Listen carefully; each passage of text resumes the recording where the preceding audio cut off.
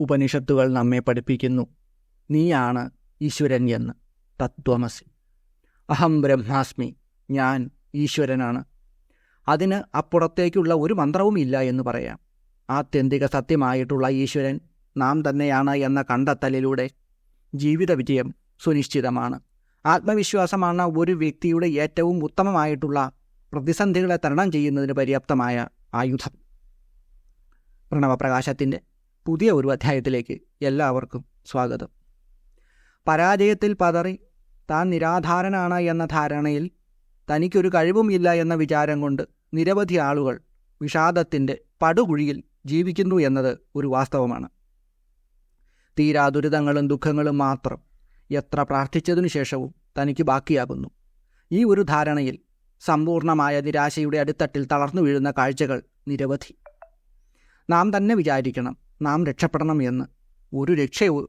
ഒരു രക്ഷയുമില്ല ഒന്നിനും എന്ന ധാരണ, അത് രൂഢമൂലമായാൽ അപകടമാണ്. തനിക്കൊന്നിനുമാവില്ല എന്ന ധാരണ തിരുത്തുക. ഞാൻ ഈശ്വരൻ്റെ അരുമ സന്താനമാണ് എന്ന വിശ്വാസം മനസ്സിനെ മുമ്പോട്ട് നയിക്കുമ്പോൾ ജീവിത വിജയം നിശ്ചയമാണ്. ജ്യോതിഷ ഫലവും മറ്റും വിരുദ്ധമായിട്ട് വരുന്ന സന്ദർഭത്തിൽ പലരും ഏറ്റവും അധികം തളർന്നു പോകുന്നത് കാണാറുണ്ട്. അതിൻ്റെ ആവശ്യമില്ല. കാരണം ലോകജീവിതം അങ്ങനെയാണ്. എപ്പോഴും സുഖവും, എപ്പോഴും സന്തോഷവും, എപ്പോഴും ദുഃഖവും, എപ്പോഴും വേദനയും, എപ്പോഴും ദുരിതവും ഒന്നും ഒരിക്കലും ഉണ്ടാവില്ല. പ്രതിസന്ധികളിൽ തളരാതെ മുന്നോട്ട് പോകുമ്പോഴാണ് വിജയമുണ്ടാകുന്നത്.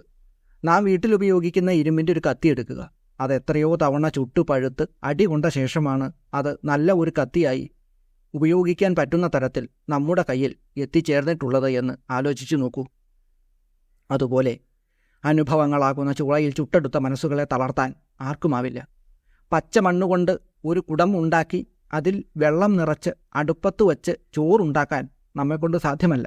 എന്നാൽ മണ്ണുകൊണ്ട് കുഴച്ചുണ്ടാക്കിയ കുടം അഗ്നിയിൽ ചുട്ടെടുത്താൽ മാത്രമേ അതിന് ജലവും അരിയുമൊക്കെ ഉൾക്കൊള്ളുന്നതിനുള്ള കഴിവ് ഉണ്ടാവുകയുള്ളൂ. അമേരിക്കൻ പ്രസിഡൻ്റായിരുന്ന എബ്രഹാം ലിങ്കൻ്റെ മുറിയിൽ എല്ലാവർക്കും കാണാൻ കഴിയുന്ന തരത്തിൽ പരാജയങ്ങളുടെ ഒരു പട്ടിക തന്നെ ഉണ്ടായിരുന്നു. ഏകദേശം അത് ഈ പ്രകാരമാണ്: 1831 ബിസിനസ്സിൽ പരാജയം, 1832 തിരഞ്ഞെടുപ്പിലെ തോൽവി, 1834 ബിസിനസ്സിൽ അദ്ദേഹം വീണ്ടും പരാജയപ്പെടുന്നു, 1835 അദ്ദേഹത്തിൻ്റെ പ്രാണസഖിയുടെ മരണം, 1836 രോഗം, 1838 സ്പീക്കർ സ്ഥാനത്തേക്കുള്ള തെരഞ്ഞെടുപ്പിൽ തോൽവി, 1840 പരാജയം, 1843, 1846, 1848 അമേരിക്കൻ കോൺഗ്രസിലേക്കുള്ള തെരഞ്ഞെടുപ്പിലെ പരാജയങ്ങൾ, 1856 സെനറ്റിലേക്കുള്ള തെരഞ്ഞെടുപ്പിൽ വീണ്ടും തോൽവി. എന്നാൽ 1860 അമേരിക്കൻ പ്രസിഡൻ്റായി അദ്ദേഹം തിരഞ്ഞെടുക്കപ്പെട്ടു. ഇങ്ങനെ പരാജയങ്ങളുടെ ഒരു വലിയ നിര തന്നെയായിരുന്നു അദ്ദേഹത്തിന് നേരിടേണ്ടി വന്നത്. ഒരു വ്യക്തിയുടെ അടിസ്ഥാനപരമായ സ്വഭാവങ്ങളെ മാറ്റുവാൻ ഒരിക്കലും സാധ്യമല്ല. പക്ഷേ പല ദുശീലങ്ങളും പരാജയം കൊണ്ടുണ്ടാകുന്ന ഭീതിയുമെല്ലാം മാറ്റിയെടുക്കുവാൻ സാധിക്കും. അതിനു വേണ്ട ഏറ്റവും മികച്ച ഒരു മരുന്നാണ് ആത്മവിശ്വാസം. ജഗദീശ്വരി നമുക്ക് നിരവധി കഴിവുകൾ നൽകിയിട്ടുണ്ട്. ഓരോരുത്തരിലും അത് വ്യത്യസ്തവുമാണ്. നമ്മുടെ കഴിവുകളെ മറ്റുള്ളവരുടെ കഴിവുകളുമായി താരതമ്യപ്പെടുത്തുമ്പോഴാണ് പ്രശ്നമാകുന്നത്. അപ്പോൾ നമുക്ക് നിരാശരാകേണ്ടി വരും. ജഗദീശ്വരിയുടെ സന്താനങ്ങളാണ് നമ്മളെല്ലാവരും. അതുകൊണ്ട് തന്നെ അമ്മ നമുക്ക് വിവിധങ്ങളായിട്ടുള്ള കഴിവുകൾ നൽകിയിട്ടുണ്ട്. അമ്മ നമ്മെ സ്നേഹിക്കുന്നുണ്ട് എന്ന ഉറച്ച വിശ്വാസം ആദ്യം നമ്മളിൽ ഉണ്ടാക്കുകയാണ് വേണ്ടത്. അതിനുശേഷം മതി മന്ത്രവും ആരാധനകളും എല്ലാം. എന്നിൽ അമ്മയുടെ ചൈതന്യമാണ് ഉള്ളത്. അതുകൊണ്ട് ഞാൻ എന്തിനു ഭയക്കണം? ഞാൻ തീർച്ചയായും അമ്മയുടെ സന്താനമായതുകൊണ്ട് തന്നെ, അമ്മയുടെ അംശമായതുകൊണ്ട് തന്നെ എനിക്കൊരിക്കലും പരാജയമുണ്ടാവുകയില്ല എന്ന് ഉറച്ചു വിശ്വസിക്കുക തന്നെയാണ് ഉത്തമമായിട്ടുള്ളത്. നമ്മളെ നിയന്ത്രിക്കുന്നത് നമ്മുടെ ചിന്തകൾ തന്നെയാണ്. നമ്മുടെ മനസ്സിൽ സുരക്ഷിതത്വബോധവും അരക്ഷിതത്വബോധവും ഒക്കെ ഉണ്ടാകുന്നത് നമ്മുടെ ചിന്തകൾക്കും ഭാവനകൾക്കും അനുസരിച്ച് തന്നെയാണ്. പരാജയത്തെക്കുറിച്ചും ഭയത്തെക്കുറിച്ചും മാത്രം പ്രതികൂല സാഹചര്യങ്ങളിൽ ചിന്തിച്ചുകൊണ്ടിരുന്നാൽ അറിയാതെ അപകടകരമായിട്ടുള്ള മാനസികമായിട്ടുള്ള അവസ്ഥയിലേക്കും അത് ആത്മഹത്യയിലേക്ക് നയിക്കുമെന്നത് പറയാൻ ഇഷ്ടപ്പെടാത്ത സത്യമായ ഒരു വസ്തുതയാണ്. ഈശ്വരൻ നമുക്ക് നൽകിയ കഴിവുകളെ കണ്ടുപിടിച്ച് വളർത്തുകയും മറ്റുള്ളവരുടെ കഴിവുകളെ നമ്മുടെ കഴിവുകളും ചേർത്ത് താരതമ്യപ്പെടുത്താതിരിക്കുകയും ചെയ്യുന്നതാണ് ഏറ്റവും ഉത്തമം. നമ്മുടെ കുട്ടികൾ മാർക്ക് വാങ്ങുമ്പോൾ മറ്റുള്ളവരുടെ കുട്ടികളുടെ വിജയവും മാർക്കുകളുമായിട്ട് താരതമ്യം ചെയ്ത് കാണിക്കുന്നതിലൂടെ നമ്മുടെ മക്കളിലേക്ക് ഇത്തരം അനാവശ്യമായിട്ടുള്ള ഒരു മോശം സ്വഭാവം പകർന്നു നൽകുന്നത് സർവ്വസാധാരണമായി കണ്ടുവരുന്നുണ്ട്. ഇത് വരുത്തുന്ന വിന വളരെ വലുതുമായിരിക്കും. ഒരു വ്യക്തി എത്രമാത്രം ബുദ്ധിമാനാണെങ്കിലും ആ വ്യക്തി ഈശ്വരവിശ്വാസം ഇല്ലാത്തവനും ആത്മവിശ്വാസം ഇല്ലാത്തവനുമാണെങ്കിൽ തീർച്ചയായിട്ടും പരാജയം ഉറപ്പാണ്. സനാതനധർമ്മം നമുക്ക് നൽകിയിട്ടുള്ള മന്ത്രധാരകളെല്ലാം ആത്മവിശ്വാസം, ധൈര്യം എന്നിവ പകർന്നു നൽകുന്നതോടൊപ്പം നമ്മൾ ചെയ്യുന്ന കർമ്മത്തിൻ്റെ ഫലപ്രാപ്തി ഉറപ്പാക്കുക കൂടി ചെയ്യുന്നുണ്ട്. അതുകൊണ്ടാണ് പോസിറ്റീവ് ഊർജത്തിൻ്റെ പവർ ഹൗസുകൾ ആയിട്ടുള്ള ആരാധനാലയങ്ങളിൽ ആശ്രയം തേടി നിരവധി ആളുകൾ എത്തുന്നതും സമാധാനമായി സന്തോഷമായി തിരിച്ചു പോകുന്നതും പ്രപഞ്ച ചൈതന്യത്തിൻ്റെ അനുഗ്രഹമൊക്കെ ലഭിച്ച് ജീവിത വിജയം നേടുന്നതും. അതിന് കാരണം ക്ഷേത്രത്തിലെ വിഗ്രഹത്തിൽ നിന്നും പ്രവഹിക്കുന്ന ഊർജമാണ്. അതിൻ്റെ ഉറവിടമായി മാറുന്നത് അവിടെ ഉപയോഗിക്കുന്ന പഞ്ചഭൂതാത്മകമായിട്ടുള്ള വിശുദ്ധമായ പൂജാദ്രവ്യങ്ങളും അതിദിവ്യമായിട്ടുള്ള അതിവിശിഷ്ടമായിട്ടുള്ള മന്ത്രധാരകളുടെ നിരന്തരമായിട്ടുള്ള പ്രയോഗങ്ങളുമാണ്.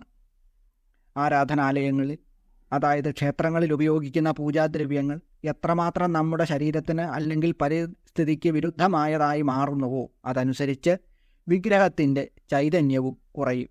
അതുപോലെ നാം ഉപയോഗിക്കുന്ന മന്ത്രധാരകൾ കൃത്യമായ രീതിയിലല്ല എങ്കിൽ അതിന് നമ്മുടെ ഉള്ളിലുള്ള ഈശ്വരാംശത്തെ പുറത്തേക്ക് പ്രവഹിപ്പിക്കുവാനും അതിലൂടെ ജീവിത വിജയം നേടുന്നതിനും ബുദ്ധിമുട്ട് ഉണ്ടാകുന്നതാണ്. ആഭിചാര ദോഷങ്ങളും ഗ്രഹദോഷങ്ങളും മറ്റും മാറുന്നതിനു വേണ്ടി ജപിക്കുന്ന മന്ത്രധാരകൾ നമ്മുടെ ഉള്ളിലുള്ള ജഗതീശ്വരിയുടെ ആ ചൈതന്യത്തെ ഉണർത്തി ഉയർത്തി പ്രവഹിപ്പിച്ചുകൊണ്ട് നെഗറ്റീവ് ഊർജമായിട്ട് വരുന്നവയെ തകർത്ത് കളയുകയാണ് ചെയ്യുന്നത്.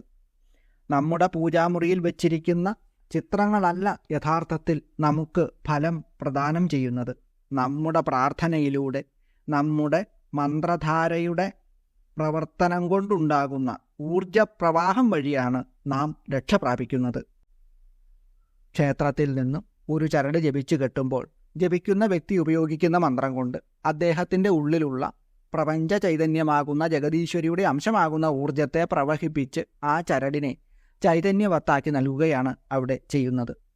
നിരന്തരം മന്ത്രതന്ത്ര സാധന കൊണ്ട് ഉണർന്നിരിക്കുന്ന ഈശ്വരീയ അംശം ഉൾക്കൊള്ളുന്ന ചരടായാലും യന്ത്രമായാലും അത് ഭക്തരിൽ പോസിറ്റീവ് ഊർജത്തിൻ്റെ പ്രവാഹമായി നല്ല ഫലങ്ങൾ നൽകുന്നു. ഓരോ മന്ത്രങ്ങളും അത് എഴുതുന്ന അഥവാ ഉൾക്കൊള്ളുന്ന യന്ത്രങ്ങളും വളരെ കഷ്ടപ്പെട്ട് ഋഷീശ്വരന്മാർ കണ്ടെത്തിയിട്ടുള്ള ജാമ്യതീയ രൂപങ്ങളും മന്ത്രങ്ങൾ ഊർജ സ്രോതസ്സുകളുമാണ്. പ്രപഞ്ച ചൈതന്യത്തെ ദേവതാരൂപത്തിൽ ഈശ്വരാംശമാക്കിയിട്ട് തന്ത്ര മന്ത്ര ശാസ്ത്ര വിധിപ്രകാരം മാന്ത്രിക സാധന കൊണ്ട് യന്ത്രത്തിലേക്ക് ഊർജത്തെ ആവാഹിച്ച് നിറച്ച് വെച്ചിരിക്കുകയാണ് ചെയ്യുക. അങ്ങനെയാണ് മാന്ത്രിക ഏലസുകൾ. ഇത് വെറും തട്ടിപ്പാണെന്നും മറ്റും പറയുന്ന യുക്തിവാദികൾ നിരവധി.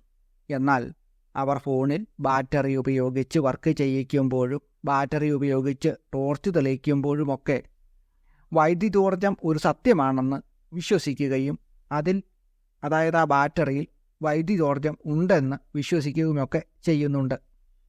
എന്നാൽ ഏലസുകളും ഈ പറഞ്ഞ ചരടുകളും പ്രപഞ്ച ചൈതന്യമാകുന്ന ഊർജത്തെ വഹിച്ചിരിക്കുന്ന ബാറ്ററിയാണ് എന്ന് പറഞ്ഞാൽ അവർ വിശ്വസിക്കുന്നില്ല എന്ന് മാത്രം.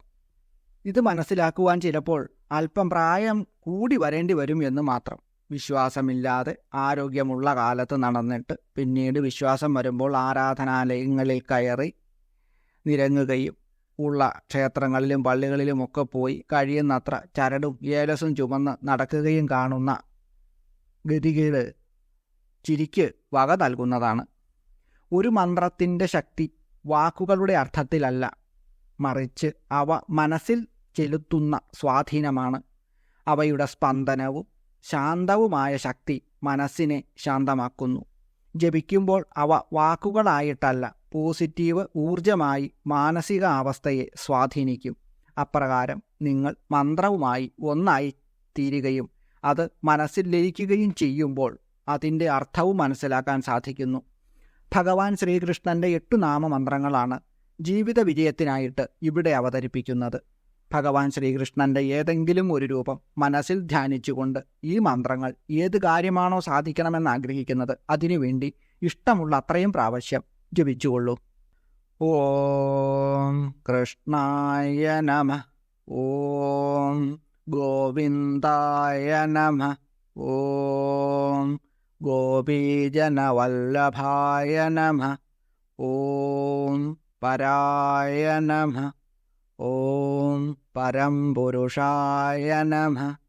ഓം പരമാത്മനേ നമഃ. ഓം ദീപ്ത്രേ നമഃ. ഓം ജ്വാലാപരീതായ നമഃ. മഹാസുദർശന മന്ത്രത്തിലെ അംശങ്ങൾ ഉൾക്കൊള്ളുന്ന ഈ മന്ത്രങ്ങൾ കുട്ടികൾക്കും മുതിർന്നവർക്കും രക്ഷാകവചമായിട്ട് പ്രവർത്തിക്കും. കൂടാതെ ജീവിതത്തിൽ ഉണ്ടാകാനിടയുള്ള തടസ്സങ്ങളെയെല്ലാം മാറ്റി അനുഗ്രഹം ചൊരിയാനും ഭഗവത് കൃപ കൊണ്ട് സമാധാനപരമായിട്ടുള്ള അന്തരീക്ഷം വീടുകളിൽ ഉണ്ടാക്കുവാനും ഈ മന്ത്രങ്ങൾക്ക് സാധ്യമാണ്. ഭഗവാൻ എല്ലാവരെയും അനുഗ്രഹിക്കട്ടെ എന്ന് പ്രാർത്ഥിച്ചുകൊണ്ട് നിർത്തുന്നു. നന്ദി, നമസ്കാരം.